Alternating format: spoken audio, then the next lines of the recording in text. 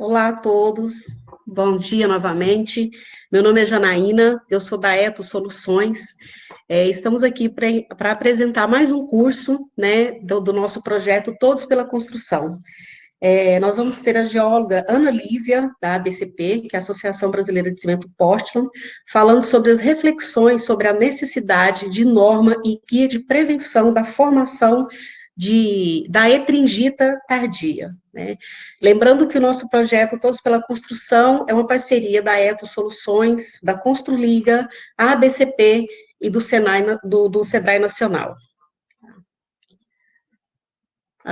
Nós convidamos aqui a Ana Lívia para poder participar do curso, para iniciar. Ana, você pode entrar, por favor, para falar com a gente?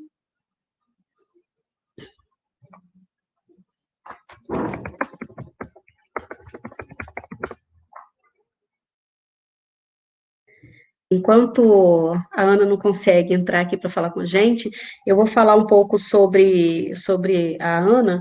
A Ana Lívia é graduada em Geologia pela Unesp, tá? Mestre em Ciência dos Materiais, com foco em reação álcali agregado pela Universidade de Brasília. Está há 12 anos integrada na equipe da ABCP, né? E nesse período ela atua principalmente na investigação de manifestações patológicas de concreto e argamassa. É integrante do comitês da Bacias do Ibracon e a BNT, no apoio de comissões de normas ABNT, EBR, disseminação do estado da arte sobre o... Oi, Ana, bem-vinda.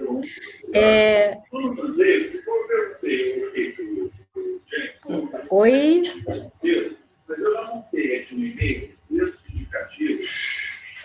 Bom dia a todos. É um prazer estar aqui. Estou com um probleminha que eu não estou ouvindo, peço desculpas aí ao pessoal, mas deu um pequeno problema aqui na hora. É um prazer estar aqui com vocês, nessa oportunidade, né, que nós estamos tendo nesse momento, assim, complicado, vamos dizer, né, que estamos passando, mas teve essa oportunidade, né, de nos juntarmos todos pela construção. Muito agradeço a oportunidade. E vamos iniciar aqui a nossa palestra de hoje. Meu nome é Ana Lívia, sou geóloga, trabalho na ABCP, né, já tem mais de 12 anos. E vamos conversar um pouco, fazer algumas reflexões sobre a necessidade de norma e guia de prevenção de formação de etringita tardia. Hoje, assim, esse tema já foi abordado anteriormente, né?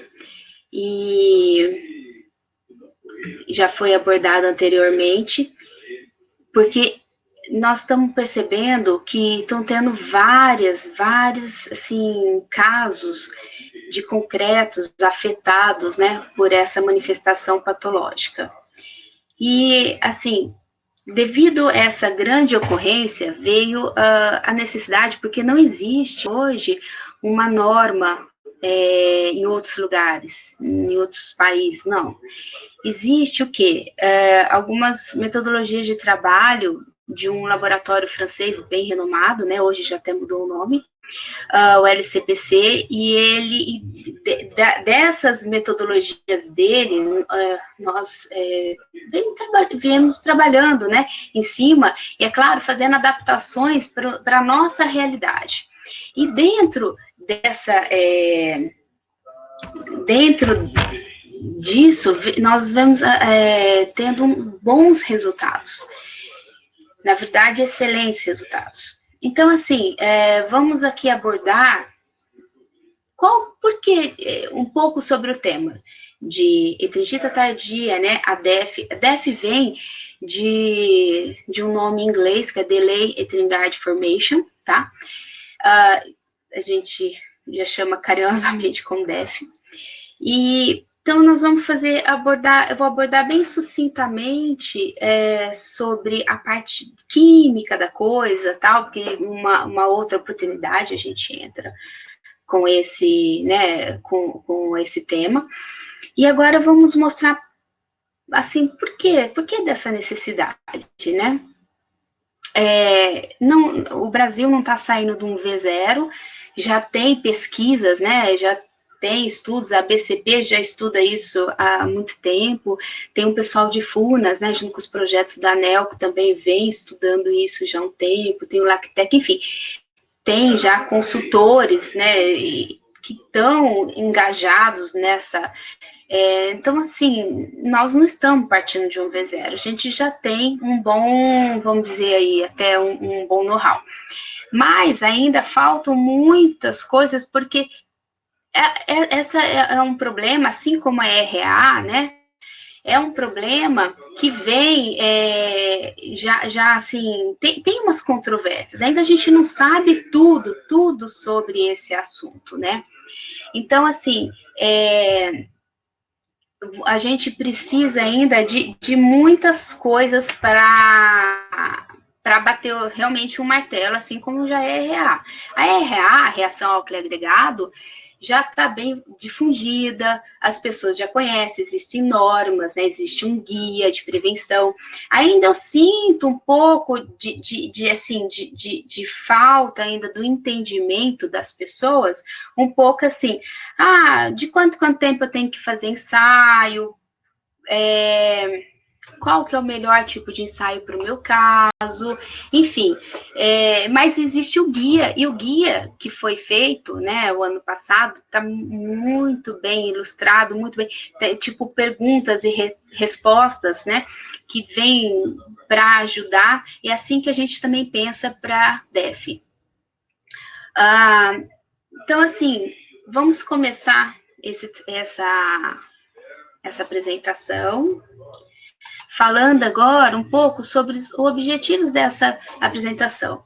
E o objetivo dela, quais são os principais? Né? Divulgar algumas semelhanças entre o RA, reação ao álcool agregado, e a DEF, né, para auxiliar na prevenção e diagnóstico da DEF.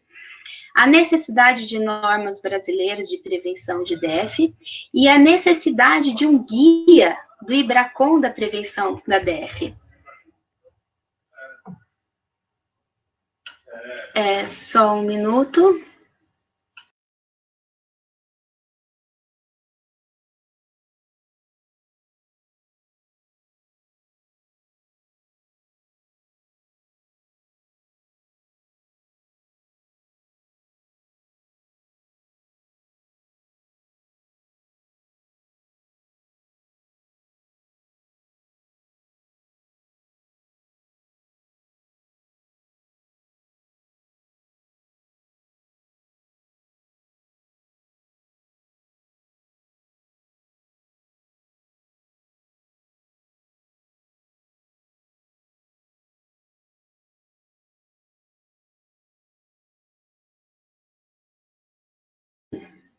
Voltou o áudio? Como eu estou com problema de áudio, eu tenho que ver aqui com o pessoal se resolveu. Desculpa. Então, quando a gente fala primeiro necessidade de um guia de IBRACON, né, de prevenção, por quê? Antes da gente fazer uma norma, isso nós fizemos para a revisão da norma de RA e deu super certo. Então, como seria? Primeiro, fazer em âmbito, né, no ambiente IBRACON. Então, a gente monta um comitê de estudo, a gente faz todo o trabalho lá, né, e depois, isso, assim, leva 1, 2 anos, às vezes até mais. A gente junta todo esse pessoal que eu comentei, né, que já está estudando, o pessoal que está engajado, né, e a gente junta e forma um guia e depois a norma. E depois que está tudo pronto, aí a gente vai para a atmosfera ABNT, né? Já com tudo pronto. E aí, mesmo assim, chegando lá, ainda tem muitas discussões, a hora que junta tudo, modificações, ideias, porque assim, ninguém faz uma norma da cabeça, assim, tirou, não. Isso são muitos estudos, é uma responsabilidade técnica civil muito grande. Então, tudo isso tem muito olha, quando você se depara com uma norma ou um guia desse, por trás tiveram muitos estudos, muito trabalho, né? Então, por isso que a gente fala, primeiro um guia, primeiro sai em âmbito Embracon e depois vai para a BNT. Uma introdução. A RAA e a DEF são fenômenos que podem afetar o concreto, né? Todo mundo já sabe, causando expansão, fissuração e degradação das suas propriedades mecânicas. Na vida útil, integridade estrutural e durabilidade podem ser comprometidas e, adicionalmente, a fissuração favorece para ingresso de outros íons agressores e podendo levar a outros tipos de manifestação patológica, né? Devido a mecanismos distintos das reações químicas, os dois fenômenos são geralmente investigados em separados. Em condições de campo, as feições são muito semelhantes, como a gente pode ver, e elas podem ocorrer simultaneamente. Você pode encontrar as duas reações ocorrendo no mesmo concreto. Então, como a gente pode ver nessas figuras, né? Nessa figura do lado esquerdo aqui, que é uma fundação aqui de um prédio, que tem apenas RA, você vê que tem uma fissuração, né? Em forma também de mapa, e nesse caso aqui é um dormente, né? Também, esse dormente só tem a DEF. Então, vocês veem que o padrão de fissuração ele é bem semelhante uma da outra. Mas quando a gente analisa, por exemplo, a gente analisa no microscópio eletrônico, a morfologia dos dois produtos são bem diferentes. Os produtos que vêm dessas reações são bem diferentes. E o quimismo também, tá? Então, elas são bem distinguíveis. A gente consegue separar as duas. O mecanismo DRA. O mecanismo DRA eu vou falar bem sucintamente, vão ter outras palestras, né, abordando o tema, e assim, e a RA, ela já está bem, assim, difundida até no nosso meio, né? Hoje em dia as pessoas já se preocupam também, eu fico bem contente com isso. Então, a RA ela foi descoberta há muito tempo, né? Lá para a na época de 1940. Inúmeras pesquisas levaram ao conhecimento do mecanismo dessa reação. Então, o agregado, vou falar bem sucintamente, né? O agregado reativo em contato com as soluções dos poros, essas soluções que geralmente são os álcalis, né? A superfície do agregado ela é atacada pela essa hidroxila OH, e o grupo silanol, eles são rompidos por esses íons, né, o H, formando íons do oxilício, do SiO, sobre a superfície do agregado. Os íons, né, SiO, liberados, são atraídos pelos cátions alcalinos da solução dos poros, formando um gel alquicílica, né, em torno desse agregado. Esse gel alcalino, ao absorver água, ele expande. Então, você imagina, não estava esperando mais esse produto. E ele expande, exercendo uma pressão osmótica sobre a pasta ou agregado, fissurando assim o concreto. Essa expansão ocorre quando uma maior quantidade de íons alcalinos e hidroxilas penetra no interior desse agregado, em relação à quantidade de sílica que migra para fora. O mecanismo da DEF, aqui, vamos, assim, só para deixar uma coisa esclarecida. Quando a gente fala em DEF, né, que a gente está falando da hetenigita tardia, quando a gente fala de hetenigita, vamos falar em 3 tipos de hetenigita. A hetenigita primária, que é aquela que é esperada, né, da hidratação, um produto de hidratação do cimento, que é esperado, ela é benéfica, que dá as resistências iniciais. Então, assim, ela é já esperada. Ela tem uma morfologia diferente, tá? O quimismo é igual, uma morfologia diferente. E ela, sim, o que é estranho de se encontrar dessa hetenigita primária? Eu estou com um concreto bem antigo, eu começo a encontrar muito dela. Isso já me chama um pouco de atenção. Aí nós temos também uma heterogita secundária, vamos dizer assim, né, que ela é de um ataque externo, tá? Que vai ter uma tela falando disso, tá bom? E também, aí nós temos a DEF, tá? Que vem de um ataque interno. Como consegue distinguir todas? Morfologicamente, a primária é bem fácil, assim, de distinguir.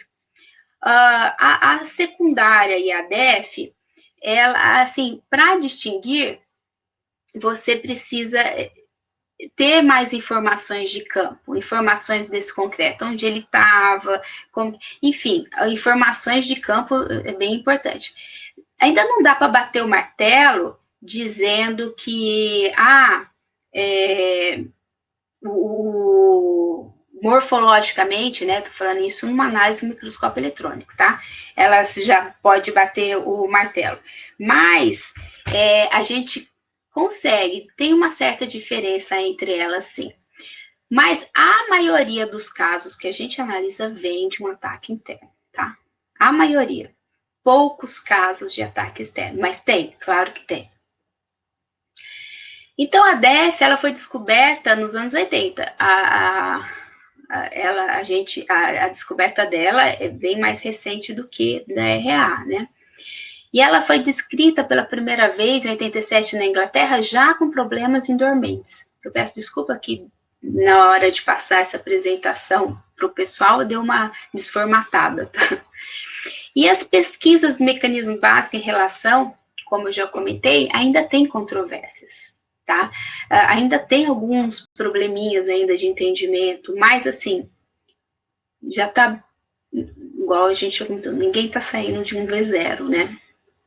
E os principais mecanismos propostos é a expansão da pasta e a expansão da interface do agregado, pasta agregado, né? E a combinação desses dois.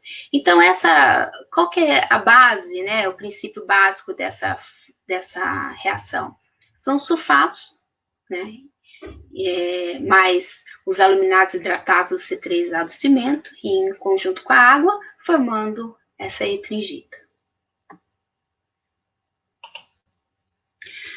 Essa tela já é bem conhecida, né? Já foi mostrada outras vezes, né? Ela foi em algumas apresentações do Arnaldo, né? Do Arnaldo Batagin. Então a gente vê assim, para os fatores de ocorrência da RA. Os fatores de ocorrência da RA, eles só vão quando estiverem esses 3 fatores em conjunto, tá? Se tirar algum desses, a reação não vai ocorrer. E o que precisa? De um agregado reativo. Esse agregado reativo é o agregado, né, a brita do seu concreto.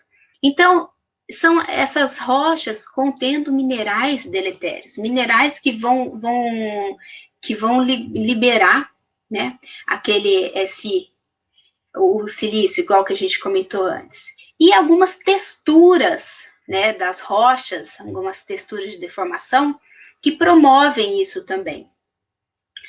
Fonte de álcalis. A fonte, assim, em geral, né, principalmente vem do cimento dos álcalis, né? Mas também pode vir de outros meios, mas em geral vem do cimento. Álcalis solúveis, solubilizáveis ao longo do tempo do cimento, álcalis de água, de amassamento, adições aditivas e do agregado, e álcalis do meio. E a água, a umidade. Se não tiver umidade, igual eu falei, se não tiver algum desses 3, não ocorre a reação. A DEF, né? O ataque interno, tá bem? Então, precisa de uma microfissuração, que seria o quê? Pela retração normal, retração por secagem, alta temperatura do concreto e da cura, maior que 65 graus. A reação álcool agregado, porque ela pode pré-fissurar já, né, para a entrada da umidade e excesso de carga de serviço. Agregados, agregado contaminado, Esse agregado contaminado, por quê? A gente falou de ataque interno, em geral o sulfato vem do cimento, mas também pode vir dos agregados quando contém sulfeto. Existem já várias pesquisas aqui no Brasil. Tiveram pesquisas que são de trabalhos vindo, né, de um grupo lá de Furnas, né, são projetos da ANEEL. Tá? Existem já trabalhos em outros países mostrando o comportamento desses agregados contendo sulfeto, tá? Como contribuindo. A decomposição da etrigita com a temperatura acima de 65 graus e liberação de sulfato absorvido pelo CSH. E a umidade. A diferença, aí tem, como eu comentei anteriormente, um ataque externo, tá? Que a gente vai chamar de etrigita secundária, para ficar mais fácil. Então, precisa, né, da permeabilidade, que vem, por exemplo, uma porosidade capilar, alto AC, uma cura inadequada, macrovazios, microfissuração, e o sulfato, né, ele vai vir da onde, nesse caso? Da água ou do solo, um solo contaminado, e da umidade, a umidade do ambiente. Então, como que é essa reação da formação da etrigita tardia, tá? É um fenômeno lento também, tá? E ela vem da elevação da temperatura, né? E presença de álcalis. Tem a dissolução da etrigita, tá bem? E com isso, o que ocorre? O sulfato absorvido no CSH, ela tem liberação ao um tempo e vai para os poros. E também, nessa dissolução da etrigita, pode ir também direto para os poros. Nisso, a formação da etrigita tardia, que é um trisulfolaminato de cálcio, né? Que é sulfato mais aluminatos de cálcio hidratado. Então, assim, vamos falar rapidamente umas diferenças básicas da RA e da DEF, para a gente tirar algumas dúvidas. Por exemplo, como que é o sulfato e RA, né? Geralmente, o sulfato vem do cimento, a gente já comentou isso. O sulfato não tem relação com a formação dos produtos da RA, tá? Ela não tem influência, tá bom? A menos, é claro, que sejam sulfatos alcalinos, que a gente falou da presença dos álcalis. Sulfato e a DEF, geralmente também vem de cimento. O sulfato faz parte da reação, tá bom? Sem ele não ocorre. E prevenção da DEF é limitar o teor de sulfatos no cimento. Agregados e RA, efeito péssimo. Então, como a gente comentou, precisa do agregado potencialmente reativo. Agregado reativo para ocorrer a RA, tá bom? Então, o teor de fases reativas vezes o teor de álcalis, esse é o efeito péssimo. A dimensão do agregado, efeito na expansão final. Natureza mineralógica, taxa de expansão. Alguns grandes gneiss e metabasaltos são mais lentos. Então, depende aí do teor, vamos dizer, da potencialidade reativa. Agregados e ADEF. Não existe um efeito péssimo, tá? Dimensão, efeito na expansão final. Natureza mineralógica. Existem poucos trabalhos na literatura que mencionam a relação do agregado, tá? Do tipo de agregado com a reação. Então, esses poucos trabalhos, eles falam que o quê? Que o calcário, tá? Ele diminui a taxa de expansão. E já os agregados mais silicosos contribuem com maior. Isso está bem relacionado com o problema mais térmico desses componentes. Diferenças, né, nas medidas preventivas. Medida preventiva da RA, evitar agregado reativo. Como que a gente sabe desse agregado reativo? Por ensaios. Hoje tem como você ensaiar, tá bem? E você saber com uma margem de segurança com os ensaios já propostos. Evitar contato com água e umidade. Aí pode fazer um concreto, né? Com um AC específico, enfim, com encapsulamento, tem todos já isso no dia a dia. Limitar o teor de álcalis do concreto. E usar materiais inibidores. que são as adições. Mas mesmo assim, para isso tudo, tem que se fazer ensaio para comprovar a eficiência, tá? Assim como já tem nas normas. Medida preventiva da DEF. Limitar a temperatura máxima do concreto e da cura, tá?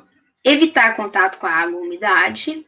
Limitar os teores de álcalis, sulfatos e C3A do cimento. Tudo isso nós vamos falar depois mais no final. E fazer os ensaios de desempenho dos traços. Existe, como eu comentei antes, não existe norma ainda, tá? Mas já existe uma metodologia de ensaio que nós, aqui na BCP, nós já estamos fazendo já há um tempo. Os resultados estão sendo muito interessantes, muito promissores. E a gente baseia-se muito nos ensaios propostos por esse laboratório que eu já comentei, o laboratório francês LCPC. Olha, os resultados são muito bons. Nós conseguimos hoje fazer o quê? Simular o que acontece numa fábrica, por exemplo, vamos pôr uma fábrica de pré-moldados. A gente consegue simular o que acontece tanto na cura, com uma precisão muito grande, e fazer um concreto e ver como que ele vai se comportar ao longo do tempo.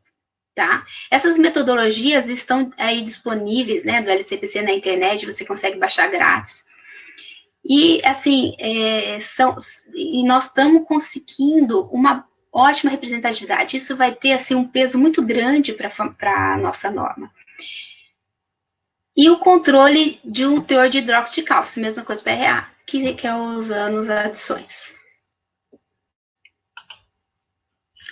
Então, qual que é a proposta, né? É a proposta de um guia de prevenção de DEF. Assim como já foi feito um guia de prevenção de RA, esse guia de prevenção da DEF. Hoje já existe um guia proposto por esse laboratório francês que eu já comentei, né?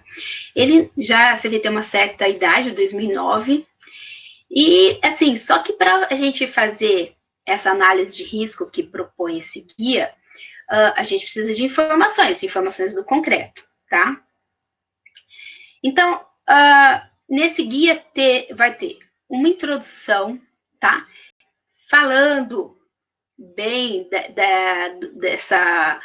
de toda a história, né? Vamos dizer, da etrigita, enfim, toda a estado da arte. A formação da etrigita, aí vai ter, como já tem nesse guia, né? O fenômeno e as diferenças entre RA e DEF, os parâmetros associados, então, temperatura, sulfatos, álcool, C3A, umidade, todos esses parâmetros que interferem, que são na reação, vão ser abordados item a item, e quais são a relação deles, tá? A avaliação de risco de ocorrência da DEF e o nível de prevenção requerido. Então, a gente consegue, depois nas próximas telas eu vou mostrar aí quais são esse risco que a gente tem que avaliar, tá bom? E assim, esse nível, ele fala sobre a classificação da estrutura, ele classifica em 1, 2, 3. A classificação da exposição dessa estrutura em ABC e o nível de prevenção, o nível 1, nível 2, nível 3. E as medidas preventivas. Então, que, em geral, como a gente já comentou, o que são? Limitar a temperatura da cura, limitar o teor de sulfatos, o C3A, limitar o teor de álcalis. Só que tudo isso, quando a gente faz essa intervenção, né, a gente tem que testar para ver se deu certo. Então, testar com ensaio de desempenho do traço. Como eu já comentei, que é um ciclo térmico seguido por um ciclo de molhagem e secagem para acelerar esse processo. E tudo tem que ser confirmado com a microscopia, tá? E o que a gente tem feito, que está sendo bem interessante, a gente molda mais do que eles pedem, tá? E daí a gente tira com o tempo para observar quando que iniciou, né, a DEF. A gente tira e analisa no microscópio eletrônico. Aqui estão 3 telas que são fundamentais para a gente conseguir fazer uma análise de risco. A primeira tela, a gente classifica a estrutura ou elemento estrutural. Nesse caso, vamos falar aqui de dormentes, tá? Como ele está sublinhado. Depois, a segunda tela, a gente fala da classe de exposição, tá? Então, nesse caso, o dormente, ele se enquadra aqui nessa classe que a gente chama de XH2. Quando a gente vem para a tabela 3, que é o nível, vamos dizer, de prevenção necessário, então a gente faz uma junção dessas 2 outras tabelas, tá? E a gente chega numa nível de prevenção. Então, nesse caso, ele está numa categoria 3 e ele foi classificado como nível de prevenção CS. O que é isso, CS? Nesse caso, né, o nível de prevenção CS, vou te dar esse é um exemplo. O nível de prevenção, que seria controlar a temperatura máxima, não pode passar de 70 graus, tá? Os álcalis ativos no concreto tem que ser menor que 3 quilos por metro cúbico. O sulfato do cimento tem que ser menor que 3%. O C3A do clinker do seu cimento tem que estar menor que 8%. Usar as adições, né, das escolas pozolanas, e tem que passar naqueles ensaios de desempenho que foi comentado anteriormente. Que já está sendo propostos, né, pelo LCPC, com ótimos resultados, que com certeza vão entrar esses ensaios para as nossas normas. A metodologia e elaboração do material proposto aqui, que seria esse nosso guia. Então, como eu comentei anteriormente, primeiro, esse guia, né, de prevenção da formação de detritivita tardia vai no âmbito, vai para o IBRACON. Então, é formado um comitê técnico, tá? Do IBRACON. Esse comitê técnico tem um produto, que vai ser o quê? Uma prática recomendada. Depois que está tudo pronto, como eu falei, junta todo esse pessoal aí que está estudando, né? Nós todos que estamos aqui estudando, outras pessoas também que têm bastante engajamento nesse tema. Isso demora, né? Não é de um dia para o outro, tem muita responsabilidade, muita pesquisa. E aí a hora que está tudo pronto, a gente vai para o ambiente ABNT. E é formado o grupo de estudo do CB18, tá? Que é a comissão de estudo.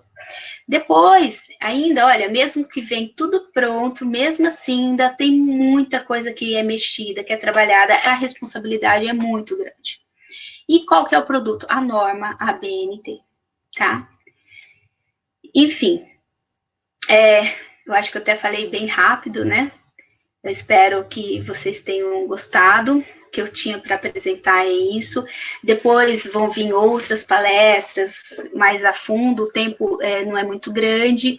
Então, assim, a gente consegue depois ainda entrar com mais figuras, eu posso mostrar para vocês tudo isso que a gente comentou, mais alguns resultados de algumas pesquisas, tá? A BCP está fazendo uma pesquisa muito grande, nós estamos agora com muitos ensaios, muitas amostras, o produto disso tudo, se Deus quiser vai ser meu doutorado ainda, vou conseguir mostrar isso. E, assim, e o mais importante nós saímos, né, com esse guia, com essa prática aumentada, com essa norma, e a gente conseguir evitar tantos problemas que já estamos tendo hoje.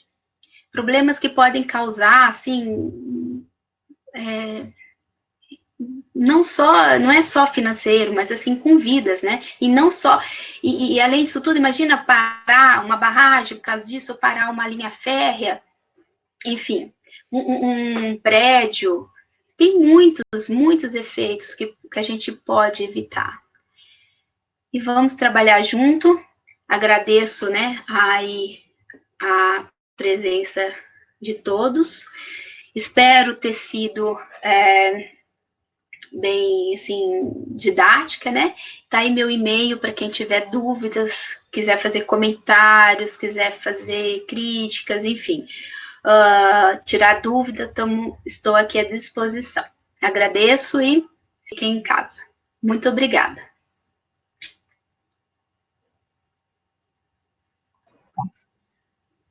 Oi, Ana Lívia. Obrigada. Obrigada a todos por participar. A Ana Lívia está com um problema técnico no áudio dela. Eu vou fazer algumas perguntas para ela, e eu vou fazer aqui pelo WhatsApp, e ela vai conseguir estar me respondendo aqui para todo mundo ficar sabendo, ok?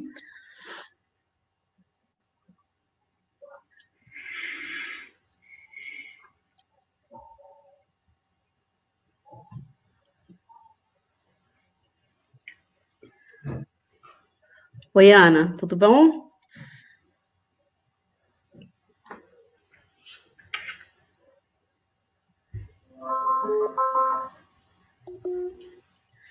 Ana Lívia, nós vamos começar as perguntas para você agora, através do Tudo bem? para você poder nos responder, tá bom? Para poder facilitar, e eu faço a pergunta e você responde para a gente, ok? Ana Lívia, nós vamos começar as perguntas para você agora do WhatsApp, para você poder nos responder, tá bom? Para poder facilitar, e eu faço a pergunta e você responde para a gente, ok? Ok, vamos lá. A pergunta do Selmo Cooperman. Como as obras já estão sofrendo com a ocorrência do DF para evitar problemas, há necessidade imediata de avaliar os construtores sobre o problema? Para isso, é necessário colocar o limite de 65 graus centígrados na revisão da norma 6118, que deve ficar pronta esse ano? A pergunta do Selmo Cooperman. Como as obras já estão sofrendo com a ocorrência do DF para evitar problemas, há necessidade imediata de avaliar os construtores sobre o problema? Para isso, é necessário colocar o limite de 65 graus centígrados na revisão da norma 6118, que deve ficar pronta esse ano? Sim, eu acho que precisa, para essa prevenção, sim. Com certeza, precisa ter essa modificação.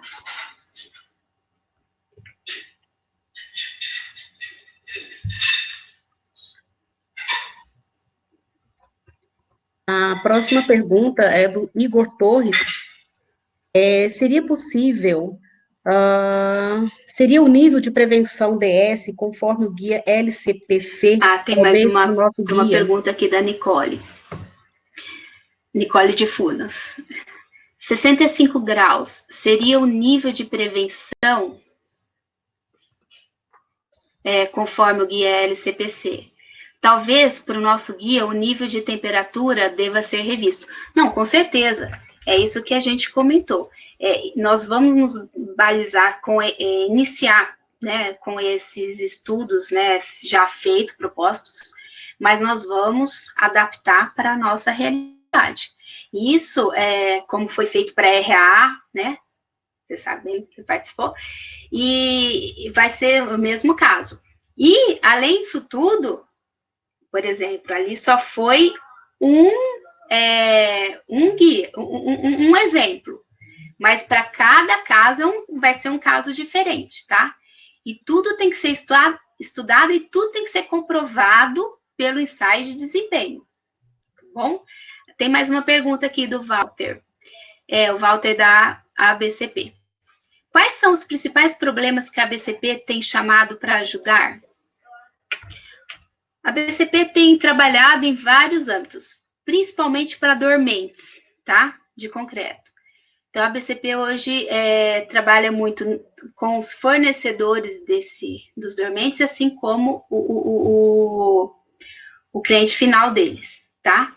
E também para a construção de condomínios, por exemplo, de fundações de prédios, também barragens. Hoje a BCP, ela trabalha em vários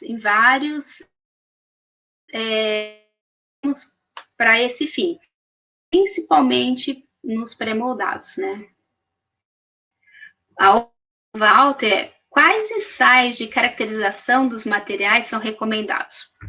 Então, nós precisamos ensaiar, como disse, né? Que é o que vai principalmente interferir aí na reação, que é principalmente o cimento, né?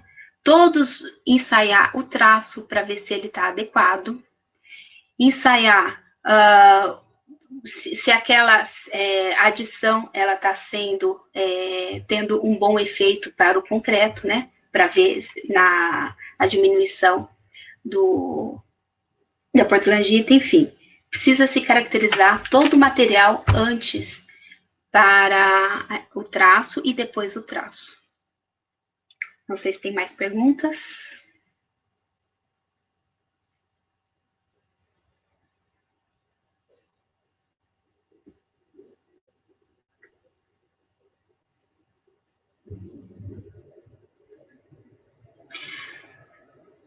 Tem mais uma pergunta aqui da Nicole. Aonde estão publicados esses resultados? Não, hoje os resultados da ABCP, dos nossos estudos, ainda não estão publicados.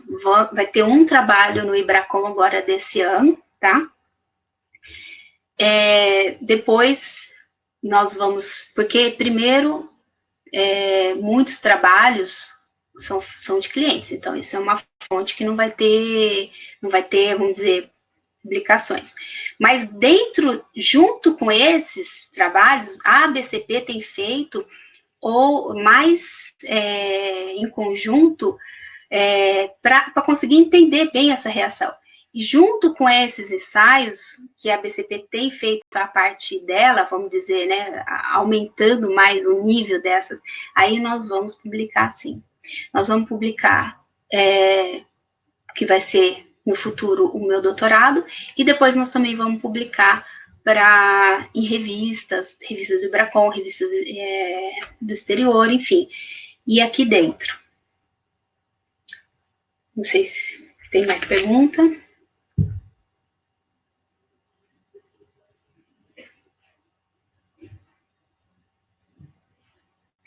É ruim, gente, desculpa, eu tô sem o áudio, eu não tô ouvindo o que elas estão falando.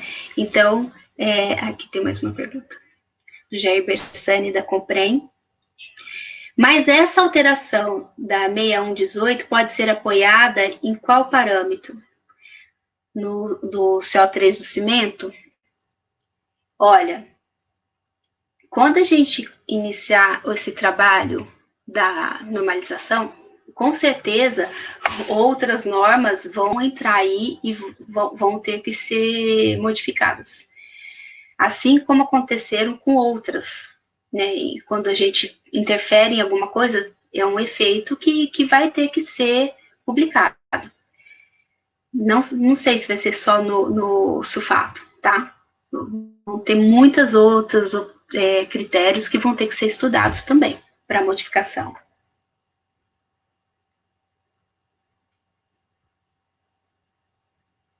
Mais alguma pergunta?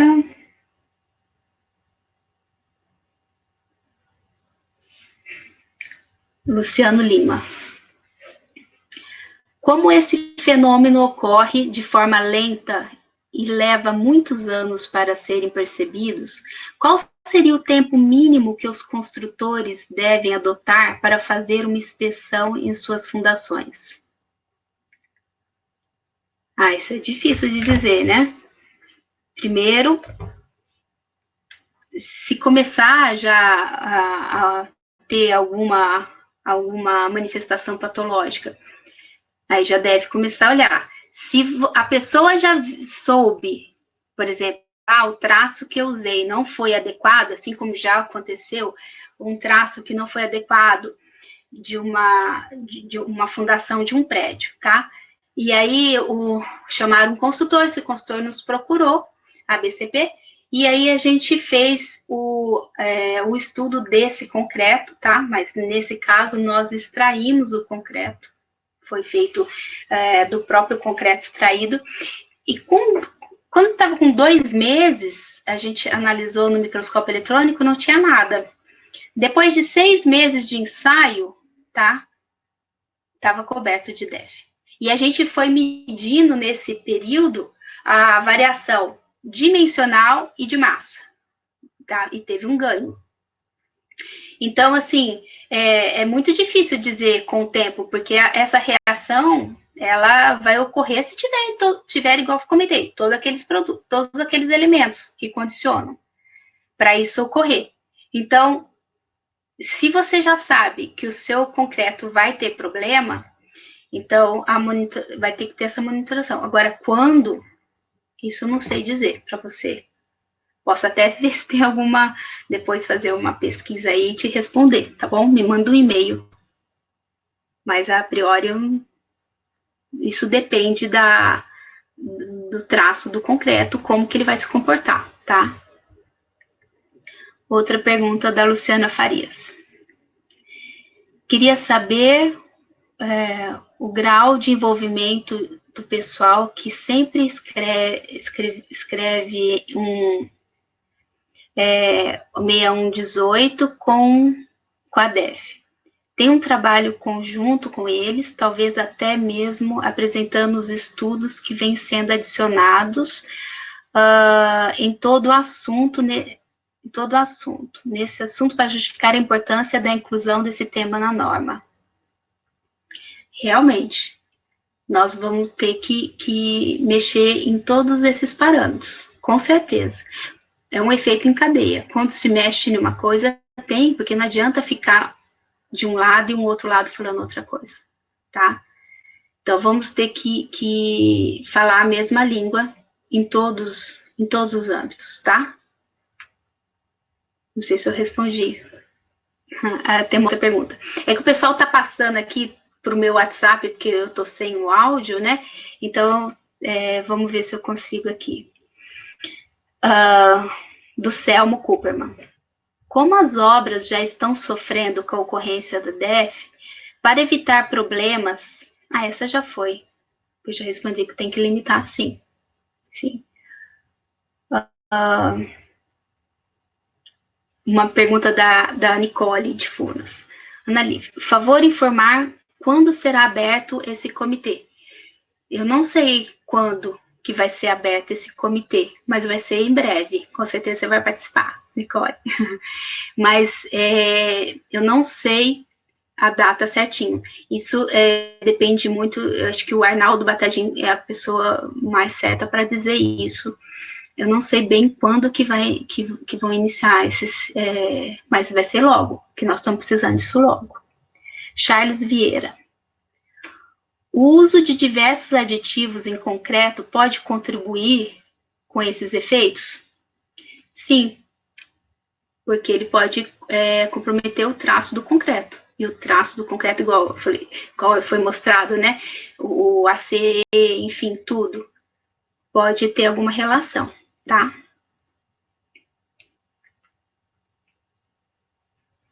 Mais uma pergunta aqui do Diego Henrique de Almeida. Heterogita tardia e RA ocorrem ao mesmo tempo? Pode ocorrer, pode. Como não? Mas já vimos vários casos que sim, tá? Pode ocorrer sim. E continua aqui a pergunta.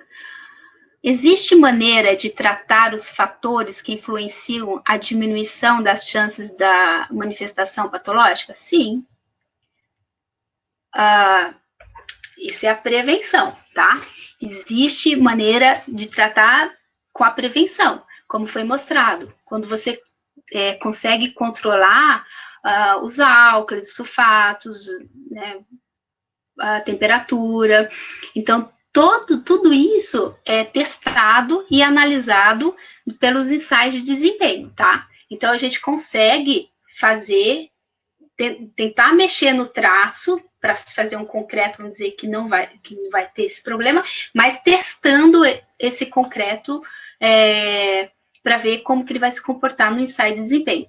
Assim como é para RA, tá? A gente pode testar, e para RA já estão consagrados os ensaios, e disso fazer também os ensaios de desempenho para ver se aquele concreto ele realmente vai ter uma boa resposta, tá bom? Mais alguma pergunta? Tem aqui uma pergunta que a Daisy, da CC Infra, né, Camargo, me enviou aqui. A tendência é que o guia trate da DEF, ataque interno e externo. A priori, ataque interno, tá? Igual eu comentei, DEF é ataque interno, que é a Delay Integrated Formation. Essa etrigita ataque externo, acho que isso vai ficar num segundo momento, tá? Mas agora é ataque interno. Respondido? Então, agora, vamos finalizar aqui, né? Já foi chamada aqui para finalizar. Fiquei muito feliz, tiveram bastante perguntas, mas meu e-mail está aí, vou ficar muito contente de responder. Para quem já tem meu WhatsApp, pode mandar, estou recebendo umas mensagens aqui, fiquei contente, tá bom? Então, à disposição, vamos aprender juntos. Obrigada. Obrigada, Ana Lívia. Obrigada a todos que participaram desse nosso curso, né, agora pela manhã.